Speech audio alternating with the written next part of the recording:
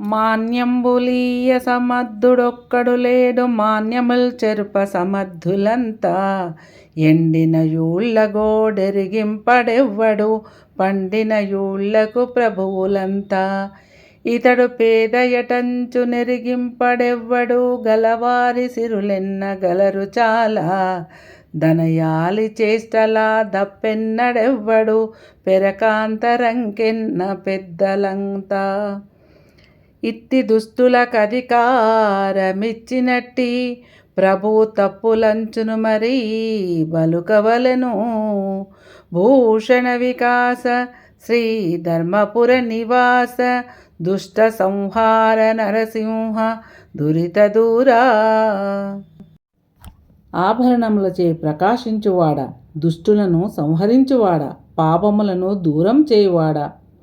ధర్మపురి గ్రామంలో కొలువుదీరిన ఓ నరసింహస్వామి, భూములు ఇచ్చేవారు లేరు కానీ ఇచ్చిన వారిని చెడగొట్టడానికి అందరూ సమర్థులే.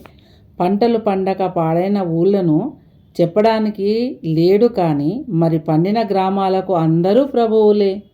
పేదవారి గురించి చెప్పువాడు లేడు కానీ గొప్పవారి సంపదలను లెక్క పెట్టడానికి చాలామంది ముందున్నారు.